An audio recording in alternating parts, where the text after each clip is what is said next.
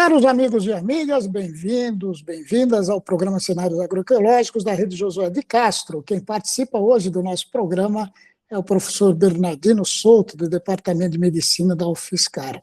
Bem-vindo, professor Bernardino. Oi, Jada, é um prazer estar aqui com a Rede Josué de Castro e com Cenários Agroecológicos. É sempre um prazer muito grande estar com vocês nessa discussão tão importante que a gente sempre faz aqui no seu programa.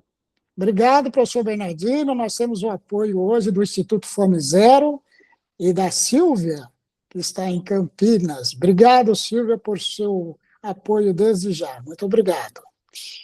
Professor Bernardino, nós estamos num período pré-eleitoral, professor Bernardino. O que é essa política pública de saúde? Nós sabemos que esse é um tema que vai começar a ser falado muito de agora para frente, mas a gente tem dificuldade de entender, porque é um termo assim, pessoal, a política de saúde, nós vamos melhorar a política da saúde, nós vamos investir mais em saúde, e a gente fica assim um tanto perdido, professor Bernardino. O que vem a ser política pública de saúde? Por que nós precisamos de política pública de saúde, professor? Muito obrigado.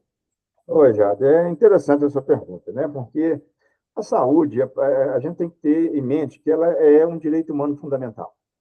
O direito humano fundamental só é garantido mediante políticas públicas, né?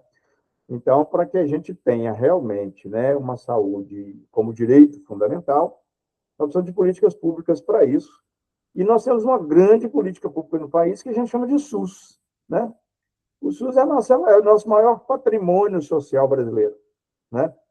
E é a nossa grande política pública de saúde. Então, só que não se restringe ao SUS, né? Quando eu falo em política pública de saúde, eu estou falando de praticamente tudo, porque a saúde ela depende de tudo. A saúde depende do saneamento, a saúde depende da distribuição de renda, a saúde depende da tolerância às diferenças, né? A saúde não depende só de remédio, não depende só de médico, né? Só de exames. Aliás, essa é a menor parte, né? E a política pública, quando se fala em política pública de saúde, a gente precisa pensar numa política geral de melhoria das condições de vida e da vida de todos nós, né? Porque a vida só é feliz, né? A vida só é produtiva, né? Se houver saúde, né? A vida sem saúde ela é muito difícil, né? Então, tudo influencia na saúde, né? Desde uma decisão política sobre aplicação de agrotóxico na lavoura, até uma decisão a respeito de um plano diretor numa cidade para evitar enchentes, tudo isso repercute na saúde.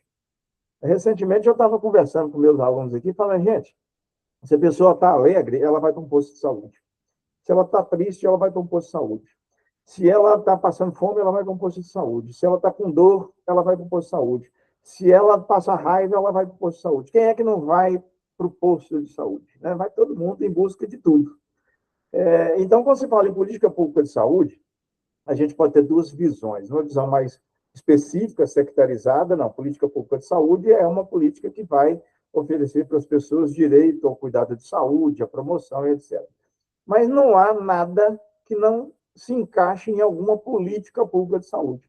Na hora que eu determino assim, olha, o sistema educacional brasileiro tem esse objetivo, isso vai repercutir na saúde, né? Então, quando eu falo em política pública de saúde, eu estou falando de uma nação, eu estou falando de soberania do país, né? Que é um país doente, é um país sem soberania, né? Então, eu acho que a gente pode tratar do assunto política pública de saúde como essa coisa ampla, porque é o seguinte, nós todos estamos aqui enquanto seres vivos. E a saúde é um pré-requisito para ser um ser vivo, né? Vamos assim dizer. Então, o que é que não implica? Então, tudo implica em política pública de saúde, né? Então, na hora que eu faço uma pesquisa científica para desenvolver um modelo de engenharia moderno, esse modelo vai repercutir na saúde de alguém lá na frente, né? Então, na hora que eu falo que eu vou construir um veículo, né? A indústria automobilística vai construir um veículo que tem uma determinada potência, que tem uma determinada segurança operacional do veículo. Qual a resposta disso? Na saúde, né? Então, uma estrada bem feita, uma estrada mal feita, repercute na saúde, né? Então, quando se fala em política pública de saúde, você fala de tudo relacionado à vida, relacionado à gestão nacional e à gestão da sociedade. Professor Bernardino, eu posso dizer, então, que eu tenho uma política de saúde para a infância, para a adolescência, para a fase adulta e para a fase da fase já da pessoa que está acima dos 60, dos 65 anos de idade. Eu posso dizer que eu tenho uma política de saúde para a mulher, para o homem, para a pessoa de pele negra, para a pessoa que está no campo, no meio rural, e para a pessoa que está no meio urbano, nessas metrópoles, como é São Paulo, naquela Avenida Paulista movimentada, professor? A gente tem uma necessidade muito grande de sistematizar as coisas para facilitar a nossa gestão sobre as coisas. Se a gente tiver uma ideia que pareça desorganizada, né, a gente tem dificuldade de fazer gestão de processos e construção de produtos, vamos assim dizer. E aí a gente, então, começa a estabelecer isso, né? A gente começa, olha, uma política de saúde para idosos, uma política de saúde para né, tal. Eu acho que é importante, e a gente precisa disso, mas, de uma certa maneira, cuidar do idoso também significa cuidar do próximo jovem, né?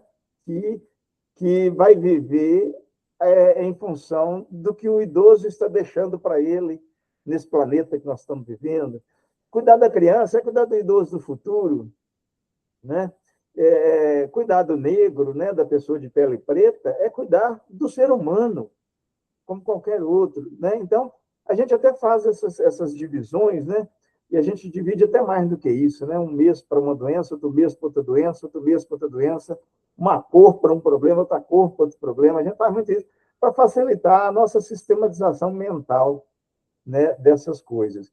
Mas eu acho sim, eu acho que há situações que são específicas, né?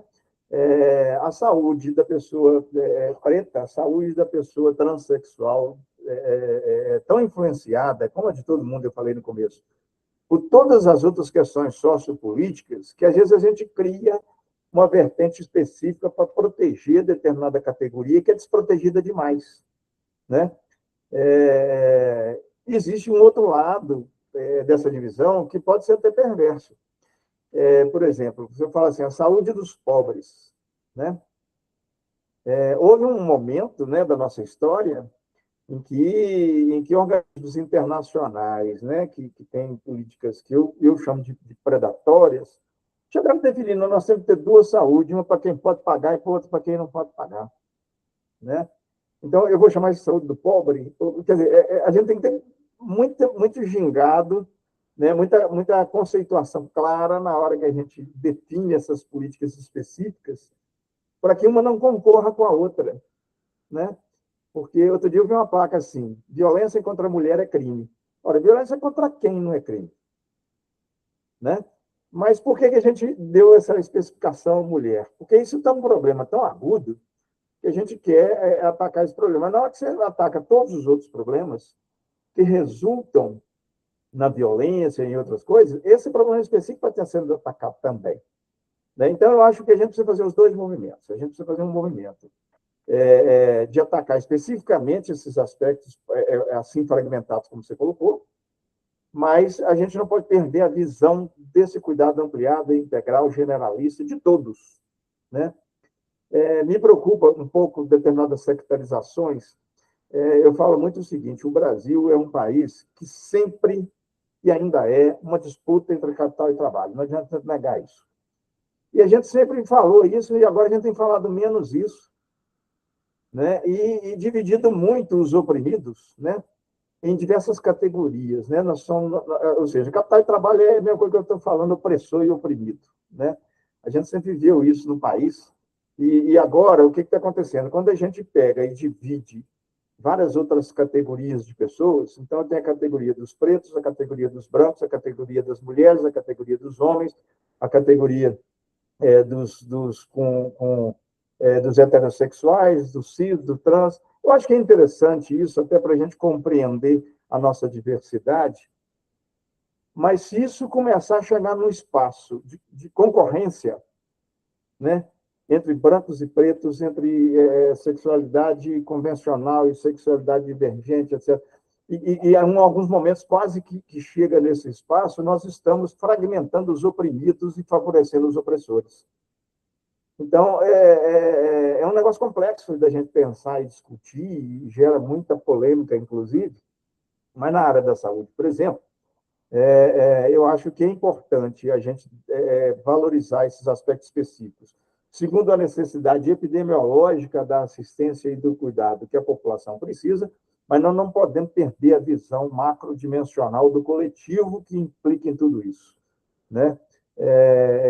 Então, eu preciso pensar qual é o limite dessa fragmentação, em que ele pode ser desfavorável a quem eu estou querendo proteger com a própria fragmentação, ou uma política que eu possa estabelecer a entrada de todo mundo.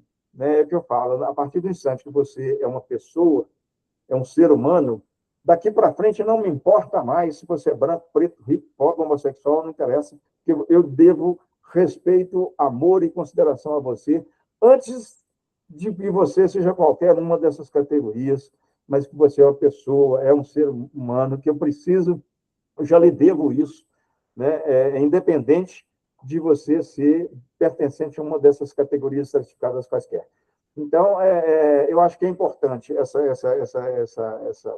estratificação para a gente prestar mais atenção em algumas situações que são negligenciadas, mas a perda do horizonte geral em função dessa hiperfragmentação e a criação de militantes específicos em cada área, sem uma visão do coletivo, eu acho que isso pode ser algo que vai resultar contraproducente àquilo que nós queremos.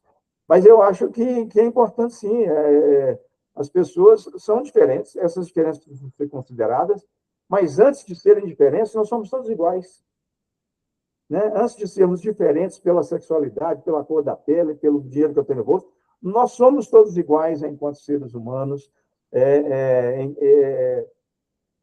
que fazem jus a esse direito humano fundamental, que é a saúde. Né? E ela tem que ser equânime, não digo igual, mas equânime, né? Estou falando de equidade, né?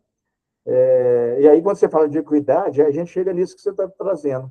Olha, então tem várias categorias que a gente tem que ter política específica para essas categorias, mas a gente faz isso com a intenção da equidade, né?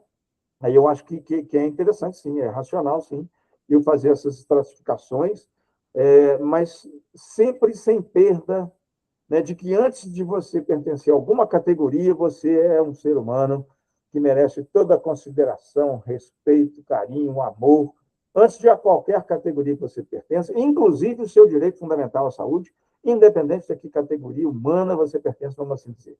Né? Então, eu acho que é legal esses dois movimentos, é bem interessante a gente trabalhar com as duas direções, né? E não só com uma delas. Eu não posso ver o geral de maneira que o específico fique prejudicado, e aí diferenças minoritárias vão ficar negligenciadas, mas eu também não posso tratar isso de uma maneira tão estratificada e tão específica que eu perca a noção do que vem antes de tudo isso, que é o fato de sermos todos iguais enquanto pessoas, enquanto seres humanos, e exatamente a não visão dessa desigualdade, dessa igualdade, né? A não visão dessa igualdade antes de nos estratificarmos em categorias de pessoas, é que levou, talvez, à necessidade dessa estratificação, porque aí nós começamos a negligenciar grupos minoritários, ou grupos que não são minoritários, mas são desfavorecidos pelas políticas públicas, e aí eu acho que é importante esse meio termo, esse encontro entre o geral e o individual, né, entre o coletivo e o individual,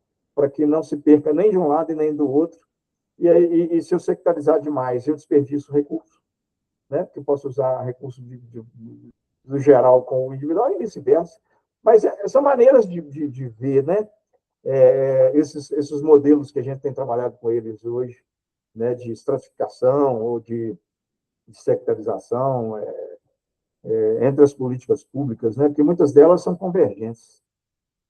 Professor Bernardino, no resumo, o senhor está falando do fortalecimento do SUS, porque enquanto o senhor falava, eu pensava que territorialmente também o Brasil é bastante diferente, né?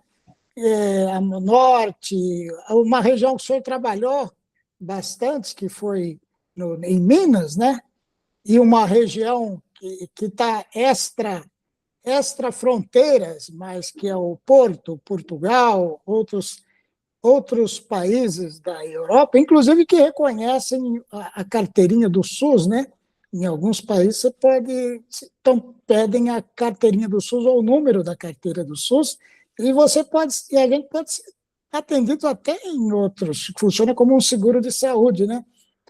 Quer dizer, fortalecer o SUS para ele atender quem quer que seja, com a mesma qualidade e com o mesmo tratamento humanizado, né, professor Bernardino? Exatamente. O SUS ele foi pensado, né, na Constituição de 88 para ser um sistema único de saúde. Mas a gente sabe que na Constituinte, como no Congresso Nacional, sempre foi uma disputa de forças ali, e muitas vezes desequilibrada, né? Uma disputa de força desequilibrada, né? E que, muitas vezes, resulta em decisões injustas, né? Por parte dos órgãos legisladores e governamentais em algumas situações do Brasil, isso é histórico, né? E na Constituição de 88 não foi diferente. Havia um grupo na Constituição de 88, né, o famoso centrão daquela época, que era contra, né, a proposta do SUS que estava sendo apresentada, né, e só foi possível negociar o SUS, que já era um grande avanço, né, se a gente também aceitasse outros setores fora do sistema público participando do setor de saúde, né, inclusive compartilhando recursos e outras coisas mais. E aí o Brasil botou esse nome SUS, que é o Sistema Único de Saúde, mas nós não temos um Sistema Único de Saúde no país. Nós temos o sistema suplementar, nós temos o sistema privado, né? Nós temos o sistema público, né? Então, na verdade, nós não temos um Sistema Único de Saúde. E aí, quando você fala assim, fortalecer o SUS, aí eu tenho uma postura muito criticável, eu aceito isso, mas eu acho que nós temos que realmente ter um Sistema Único de Saúde. O sistema aqui tem que ser único de saúde. Então, para mim, fortalecer o SUS é priorizar a criação e o desenvolvimento de um sistema único de saúde. Esse sistema seria usado desde o morador de rua ao presidente da República, né? Porque a gente tenta fazer equidade no SUS, mas o país não é um país que trabalha com equidade, né? Só dele dividir o sistema de saúde entre público, suplementar e privado, ele já quebrou a equidade aí, né?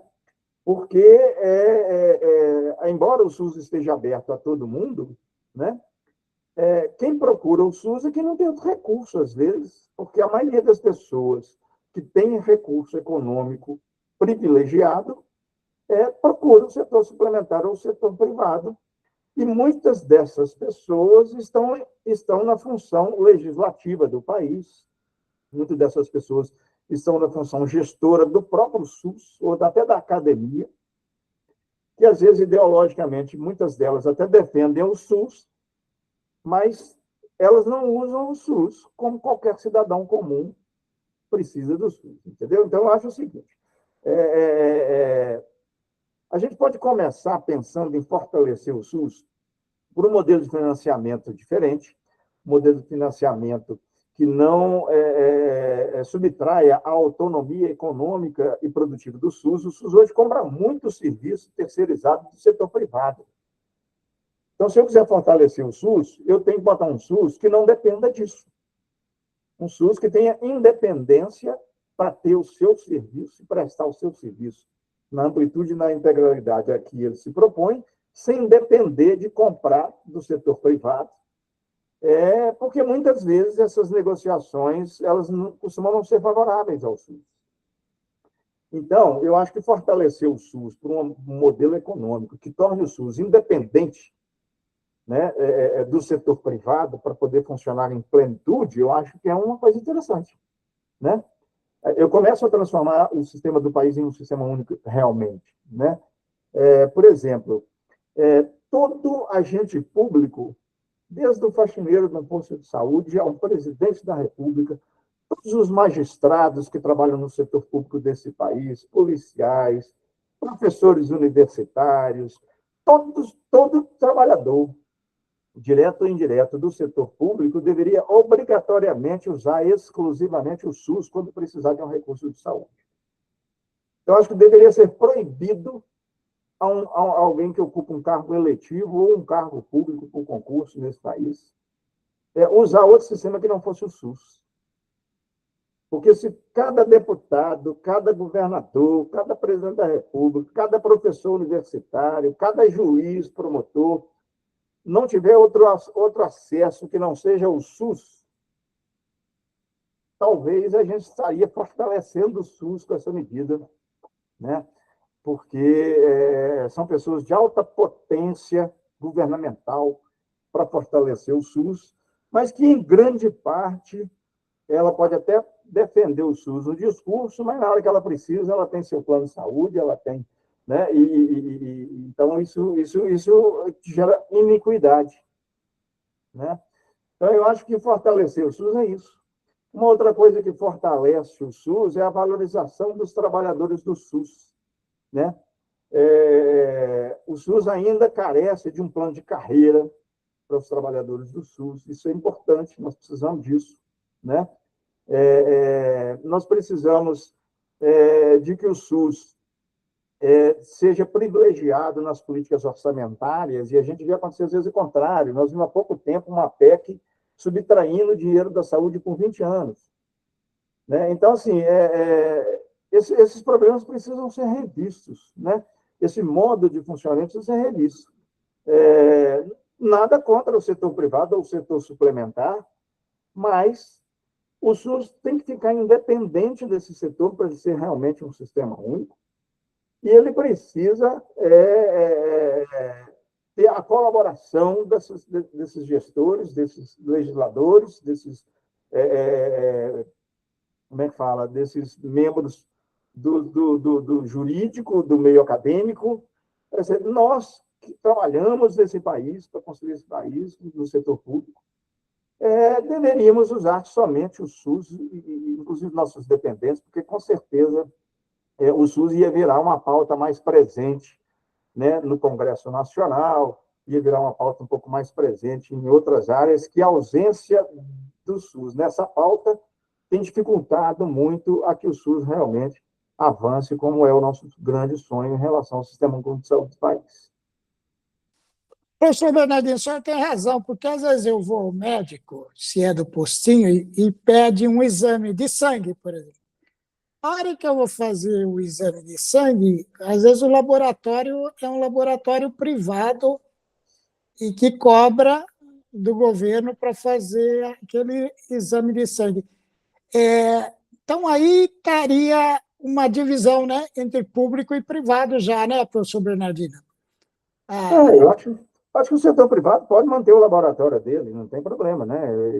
Mas o SUS precisava ter a sua infraestrutura própria, né? Porque a concorrência entre o SUS e o setor privado é desleal. É uma concorrência desleal, né? Porque o SUS já entra na negociação como um dependente, né? Para o setor privado, se o SUS não funcionar, não tiver equipamento, ótimo, mas para o SUS, se o setor privado não se dispuser a negociar, ou não puder negociar, porque às vezes a oferta que é feita para o setor privado, em algumas situações, até inviabiliza mesmo, do ponto de vista econômico, a que o setor privado faça melhor, né? Mas, então, eu acho que é preciso criar essa independência, né? É preciso criar essa independência e o SUS ficar aparelhado suficientemente. O país tem condição de fazer isso, né? O país, nós temos condição de produzir quase todos os medicamentos aqui dentro, a um custo bem mais baixo do que o que a gente vem fazendo, porque até os medicamentos, a gente pega grande parte deles na mão do setor privado, e mesmo tendo condições de produzir internamente isso em várias instituições públicas, inclusive em algumas universidades públicas. Então, acho que a gente precisa pensar em fortalecer o SUS dessa maneira. Se o SUS é o nosso maior patrimônio social, então vamos assumir, de fato, como o maior patrimônio social. Vamos tomar a defesa desse SUS, vamos tomar a defesa da nossa vida. O SUS é a nossa vida. Sem ele, a nossa situação estaria gravíssima, né? em relação a várias outras questões, inclusive que não são diretamente ligadas à questão de saúde. Até a nossa capacidade soberana e produtiva, se não fosse o SUS, ela estaria comprometida, né? Então, acho que a gente precisa começar a dar esse foco, né? Valorizar os trabalhadores, né? Estabelecer um plano de carreira federal para os trabalhadores do SUS, eu acho que é uma coisa interessante. Tornar o SUS independente, né, do setor privado é uma coisa interessante. Tornar obrigatório a que todo mundo que está na gestão pública ou na prestação de serviço público fosse usuário do SUS para poder lutar pelo SUS, né? Embora muitos já façam essa luta, né? Mas a luta do outro é uma luta mais fácil para mim, né? Porque na hora do circo pegar fogo para o meu lado, eu vou me socorro por outros recursos, né? E aí fica muito lento, é aquela história, né? Quem tem fome tem pressa, mas quem está doente também, né?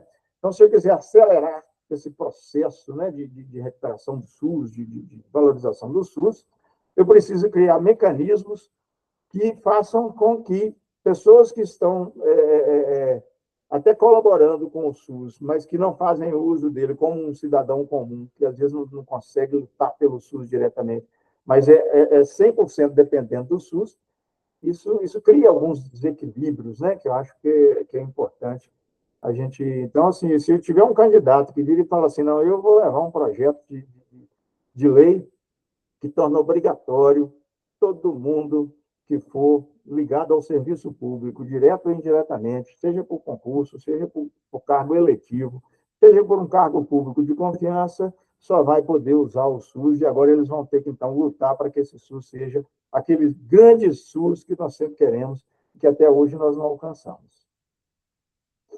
Professor Bernardino, onde uma pessoa comum identifica o SUS? Por exemplo, quando ele está no bairro, ele vai no postinho de saúde, ele está no SUS, não é isso? Agora, se ele tem uma doença, é uma mulher gestante, ela vai no postinho de saúde, ela está no SUS. Aí o SUS encaminha ela para a Santa Casa. Ela continua no SUS ainda, não? Mas na Santa Casa tem alguns tratamentos lá que são diferentes. Que tem gente que vai para a Santa Casa, não pega fila, fica em apartamento, o quarto é mais limpo. E tem quem vai para a Santa Casa e fica, a gente costumava falar antigamente, num ambulatório muito grande, né? Num quarto muito grande, onde tinha várias camas. Eu me lembro quando eu era criança, tinha várias camas lá e vários enfermos. Quer dizer, dentro da Santa Casa, há espaços que são divididos também em quem é SUS e quem não é SUS? Ô, Jade, é comum isso na grande maioria dos hospitais que atendem SUS no país, né? Uma parte atende SUS, outra parte não atende SUS. É por isso que eu acho que eu defendo muito a independência do SUS, como eu falei agora mesmo, né? Porque as pessoas não são diferentes e não é justo que sejam tratadas diferentes. Quando eu falei assim, eu acho que nós somos todos iguais, é isso que eu estou querendo dizer. Quer dizer, as pessoas não podem ser tratadas diferentes de acordo com o que ela tem no bolso, com a cor da pele, não importa o que faz essa divisão, e isso é injusto, né? Isso é definitivamente injusto que as pessoas sejam tratadas diferentes. Esse tratamento, às vezes, muitas vezes, é diferente pela própria viabilidade ou possibilidade econômica da igualdade, quer dizer, a desigualdade econômica, a desigualdade social, é o que eu falei, tudo repercute na saúde, inclusive a desigualdade econômica e social que aparece nesse formato que você falou, né? Quer dizer, a desigualdade social e a desigualdade econômica, que é injusta, se repercute dentro do hospital na hora que eu coloco uma enfermaria para o SUS, às vezes até com porta de entrada separada das outras, com diferença de tratamento para as pessoas, né? Então, quer dizer, e você vê que essa repercussão na saúde é uma repercussão do modelo social que nós vivemos no país, que é fundamentado na desigualdade. Então, assim, o SUS, para mim, eu penso assim, o SUS, para nós brasileiros, é como se fosse Deus. Ele é onipresente, ele está em todos os lugares ao mesmo tempo. Então, na vacina que eu tomo está o SUS. Na comida limpa que eu como no restaurante, está o SUS fiscalizando pela vigilância sanitária aquela comida lá para eu comer ela limpa, né? Então, se dá uma epidemia, igual foi o nosso exemplo da Covid, quem é que salva o país? O SUS. Não fosse o SUS, a mortandade teria sido uma coisa horrorosa nesse país. Então, o SUS está em tudo ao mesmo tempo. Ele é onipresente. E eu consigo identificar o SUS em vários lugares. É muito comum a gente, às vezes, ver a mídia, né, e outros setores mais desinformados da sociedade, ou até mesmo conservadores, distinguirem o SUS assim. Ah, não, se você for no posto de saúde do SUS, é uma bagunça danada. Você vai no setor privado, é tudo arrumadinho. Você vai no SUS, não tem nem água para beber. E identificar o SUS dessa forma. Mas isso é um viés de identificação, porque, na verdade, isso é identificação do modelo de desenvolvimento social do país, que é baseado na desigualdade.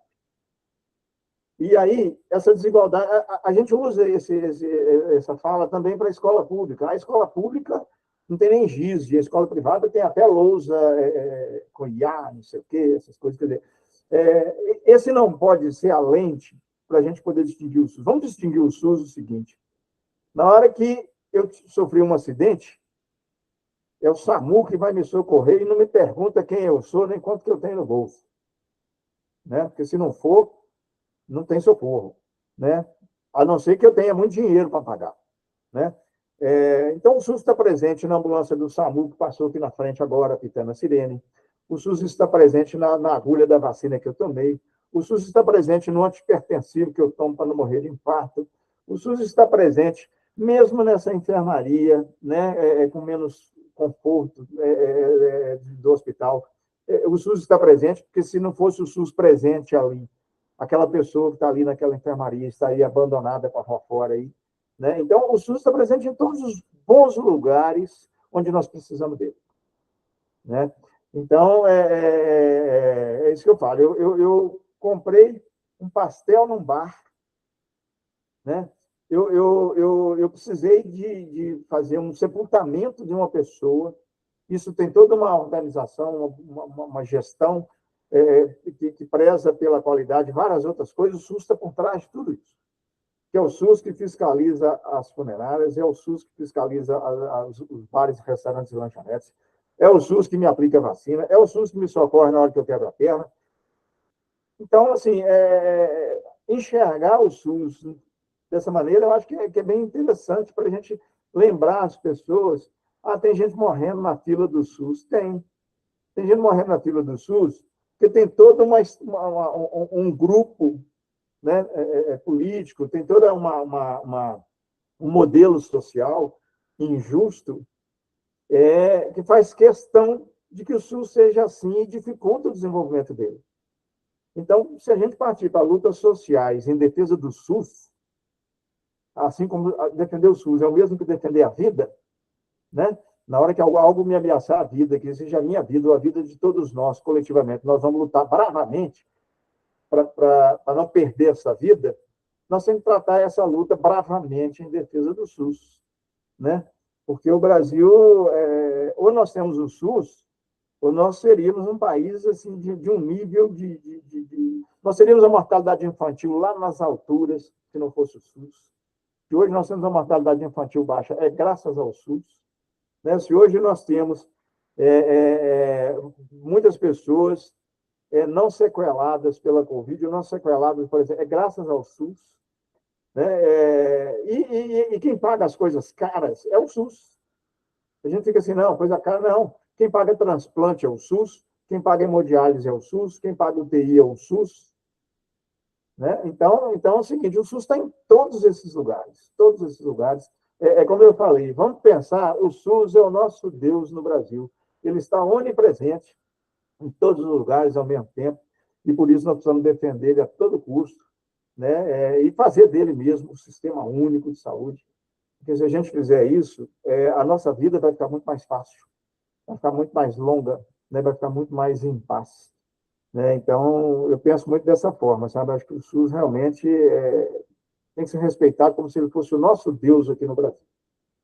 Professor Bernardino, fortalecendo esse modelo, eu criaria mais portas para quem tem problemas de saúde mental também, não? Que me parece que é um mal que está se espalhando com muita velocidade, seria uma outra, e que é bem silencioso, e tem muita gente nova, às vezes até tirando até a própria vida, a gente não gosta de falar isso, mas acontece, gente de meia idade, como a gente tem visto aí, que pessoal novo que termina um relacionamento e comete o suicídio ou comete ou mata a própria mulher, por exemplo, né? Os filhos, como a gente viu lá em Goiânia. Quer dizer, teria que ser um SUS, eu estou imaginando um SUS robusto para abrir portas para esses atendimentos de emergência e que às vezes ficam escondidos um pouco, né, professor Bernardino?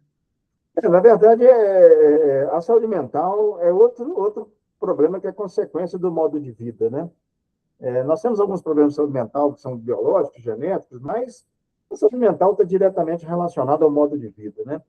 Um modo de vida injusto, um modo de vida competitivo, né? Um modo de vida consumista, né? Um modo de vida desigual e injusto, tudo isso deságua em adoecimento mental, né? E, mais uma vez, vai bater na porta de quem? Vai bater na porta do SUS. Né? Mais uma vez, vai bater na porta do SUS. Então, o SUS precisa realmente de investir em vários aspectos. Né? O SUS que nós queremos ainda não é o SUS que nós temos. Né? Nós ainda estamos trabalhando para chegar naquele SUS que nós queremos, mas nós temos todo um modelo político-social que dificulta que a gente alcance esse SUS que nós queremos. Né? E aí nós queremos um SUS melhor na emergência, queremos um SUS melhor na saúde mental, um SUS melhor na cirurgia. Então isso que eu estou trazendo é importante. Nós estamos vivendo uma situação gravíssima de saúde mental no mundo, né? Isso não é uma prerrogativa brasileira, e é produto, provavelmente, do modelo de desenvolvimento social, pelo menos em parte é produto desse modelo de desenvolvimento social que a gente vive nele, e que é exigido de novo do SUS dar uma resposta. Então, tudo aquilo que a pobreza provoca, a gente pede o SUS para resolver. Tudo aquilo que a injustiça provoca, a gente pede o SUS para resolver. Tudo aquilo que a má-fé, tudo aquilo que a desonestidade, a injustiça provoca, a gente pede o SUS para resolver. É o que eu falei no começo. Eu falei com meus alunos, ó, tudo bate na ponta do SUS. E a saúde mental também. Né? A saúde mental também. Inclusive, os trabalhadores do SUS estão muito adoecidos mentalmente pela dificuldade que é trabalhar no SUS. Eu sempre falo o seguinte, o SUS é um projeto socialista que está sendo tentado num país capitalista. Né? Então, esse conflito entre o modelo social do país e o modelo social que o SUS propõe é uma obstrução ao desenvolvimento do SUS. Né? E isso vai se repercutir em todos os aspectos. Né? A gente tem visto mesmo muito aumento do suicídio, a ansiedade, a depressão e várias outras dificuldades mentais. Em parte, a gente tem visto isso, até porque o SUS tem visto mais, o SUS tem feito mais diagnóstico, o SUS tem feito mais levantamentos epidemiológicos, tem visto isso. Né? E, ao mesmo tempo, o SUS encontra aquelas dificuldades tradicionais, que são as dificuldades políticas, né, socioculturais e outras, midiáticas, inclusive, né, que são impostas ao SUS para atender isso. Mas o SUS precisa, sim, cuidar do idoso, ele precisa cuidar do jovem, ele precisa cuidar da mulher, ele precisa cuidar do negro, ele precisa cuidar do transexual, ele precisa cuidar de quem está com problema de saúde mental, né? E aí nós precisamos de políticas públicas, sim, é o que você falou no começo, voltadas para todos esses problemas, mas sem perda dessa visão macro. O que adianta o SUS trazer vacina contra a dengue, trazer agente comunitário de saúde que vai de porta em porta combater dengue, se eu tenho um plano gestor que vai construir a cidade, que ele está muito mais interessado na questão econômica ou imobiliária do que na questão de drenagem de águas e de coleta de lixo e outras coisas que o desenvolvimento caótico do município pode trazer como problema, e depois o SUS tem que se virar para dentro. Né? Então, é complexo essas ideias, né? São complexas, mas eu acho que é muito importante, sim, ter essas políticas específicas, né? Inclusive saúde mental. O SUS tem os CAPs, né? Que é o Centro de Atenção Psicossocial, tem as unidades de saúde da família, que são estruturas que têm capacidade de lidar com os problemas de saúde mental, mas é aquela história, né? Se a saúde mental tem uma origem social, cultural, política, e essa causa social, cultural e política, ela continua persistindo e reverberando, gerando cada vez mais doentes mentais, e cada vez mais esses doentes mentais vão precisar do SUS, e o SUS cada vez menos com recurso para atender isso, a gente chega na conclusão que o SUS não está capacitado para atender. Quer dizer, ele está capacitado para atender, a demanda está cada vez mais crescente, e a gente então precisa fazer o que você falou, fortalecer o SUS para que ele atenda essa demanda cada vez mais crescente.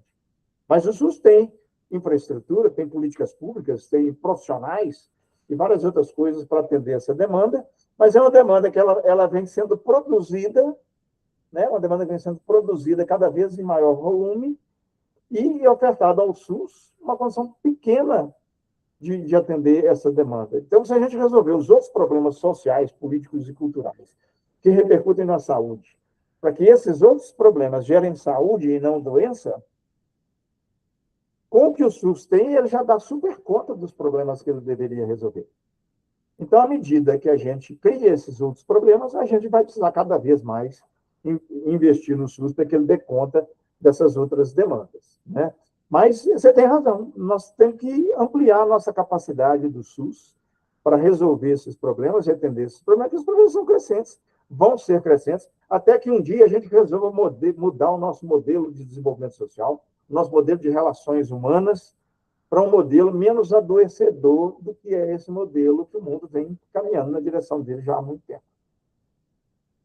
Professor Bernardino, nós estamos aqui numa plataforma do Instituto Fome Zero, uma rede que se dedica à alimentação, à segurança alimentar, à alimentação adequada. A alimentação adequada, o senhor considera um ponto importante também para a gente reduzir as demandas por cuidados de saúde? Ou seja, a criança já vir bem alimentada, o jovem, o adulto, o corpo se torna mais resistente a tudo isso que a gente vai enfrentar ou tem enfrentado durante a vida, professor? Com certeza, Jada. Hoje em dia, o que a gente menos tem é gente bem alimentada.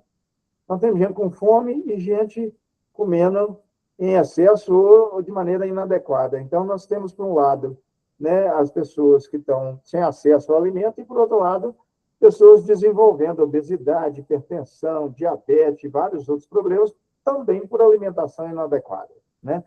Então, se a gente realmente tiver uma política alimentar, qualidade, né? Uma distribuição adequada de acesso a alimentos de qualidade, com certeza nós vamos diminuir demandas para o SUS.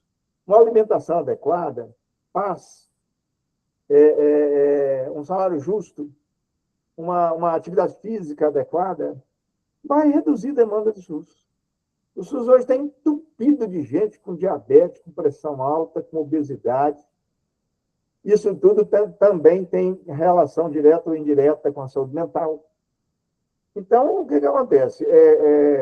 A gente hoje já adquiriu uma cultura de usar muito alimento industrializado, onde o sal, o açúcar e a gordura são muito usados para a conservação desses alimentos, aquela produção em massa e várias outras coisas, e valorizar muito aquela macroprodução, né? Aquela produção mais caseira, aquela produção mais rural. Nós começamos a desvalorizar isso e começamos a mudar muito a nossa cultura alimentar, né? Hoje, às vezes, você pega uma pessoa, mesmo em condição econômica prejudicada, que dá um danoninho para o filho ao invés de dar uma fruta do quintal, né? Então, ele já começa mal alimentado aí, né? E gerando outros problemas. Então, políticas alimentares, né? Justas, né? Políticas alimentares que valorizam mais a produção mais orgânica, mais natural, políticas alimentares que contemplam a educação alimentar das pessoas, oportunidade de acesso ao alimento adequado, né? Redução de propagandas de produtos que a gente sabe que não são de boa qualidade nutricional, né? Tudo isso vai ajudar e reduzir a demanda do SUS, não tenha dúvida disso. Professor Bernardino, nós estamos chegando nos minutos finais do nosso programa de rádio, já agradecendo a participação, a disponibilidade do senhor, e deixaríamos agora uns minutinhos para o senhor falar alguma coisa que nós não perguntamos aqui, mas que o senhor acha que nesse período Neste ano, 2026, o senhor gostaria de falar, de divulgar para o Brasil todo que está nos ouvindo? Obrigado. Olha, eu acho que esse ano, né, por ser um ano eleitoral, é um ano de muita responsabilidade, né? Erro na hora de votar coloca cada um de nós numa situação muito difícil, né? Então, a primeira coisa, não votar com raiva, né? Porque se eu for, tudo que eu faço com raiva, eu erro, né? Se eu for fazer tudo que eu vou fazer com raiva, eu faço mal feito, eu faço errado, eu faço mal, e votar com raiva também. Então, votar com raiva vai fazer com que a pessoa vote errado, que ela vote com aquele sentimento de ódio, e aí corre o risco dela votar identificada com esse ódio, né? Então, isso tudo é muito preocupante. Na questão da saúde especificamente, né, se eu quero votar num candidato que vai me ajudar a fortalecer o SUS, né?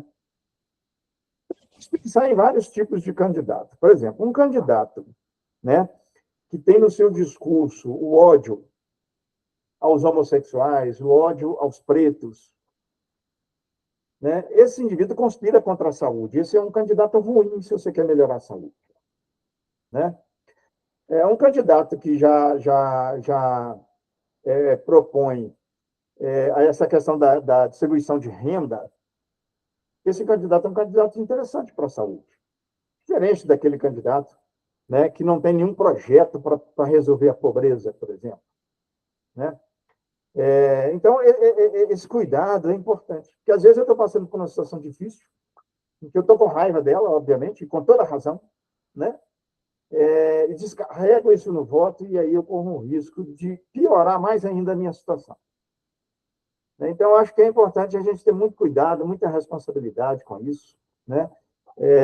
Então, se eu quero um SUS melhor, eu não posso votar em alguém que, por exemplo, homenageie torturador, porque a tortura vai contra a saúde, né?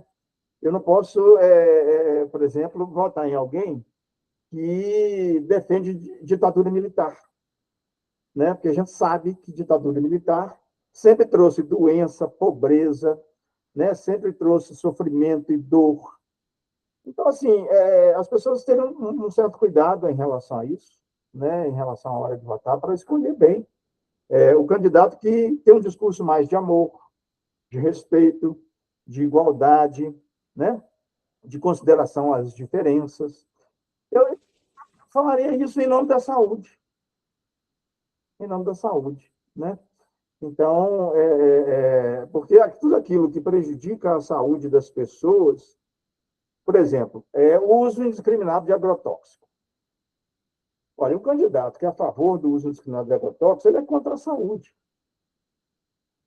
O candidato que é a favor do desmatamento, para transformar essa terra desmatada em fonte de renda, eu acho que ele prejudica a saúde, porque nós precisamos das plantas, das árvores, das matas para ter saúde, né? Então, eu não sei, eu acho que é importante as pessoas fazerem aprofundar um pouco as reflexões, né? Mesmo que ela esteja sofrendo com raiva, com mais não sei o quê, mas fazer uma reflexão um pouco mais cuidadosa para a gente não cometer alguns erros, né? Na hora de votar. Eu posso votar, inclusive, num candidato que é meu inimigo, que me prejudicou pessoalmente em algum momento, mas é uma pessoa que tem tido uma postura ética, uma postura de defesa das classes desfavorecidas, é uma pessoa que o que ela fala, ela faz, né? Então, eu preciso olhar isso, né? E não votar só pela fama, pelo nome, pela propaganda, mas principalmente pela história da pessoa, né? Me preocupa muito isso, né? Eu acho que o SUS está precisando de legisladores, né? De juristas que olhem para o SUS como o maior patrimônio da humanidade, o maior patrimônio do Brasil, aliás, né? O maior patrimônio social do país, para que a gente tome esse cuidado, né? Para poder, cada vez mais, a gente ir para frente, né? A gente evitar de retroceder muito com as coisas, porque um retrocesso curto para recuperar depois é muito, muito difícil, muito lento, muito demorado. Boa fala, professor Bernardino, porque esse ano são de eleições gerais, né? Deputado ou deputado estadual, governador ou governadora, senador ou senadora, e vem subindo até presidente e vice-presidentes, não? É uma eleição bastante ampla e que pode significar muitas mudanças, não, professor? Eu acho que é isso, né? E nós não podemos perder a oportunidade, né, de tentar imprimir essas melhorias que nós estamos precisando. Caro professor Bernardino Souto, muito obrigado por sua participação no nosso programa de hoje, muito honrados com sua visita aqui no nosso grupo. Muito obrigado, professor Bernardino, obrigado, Silvia, obrigado a todos e todas.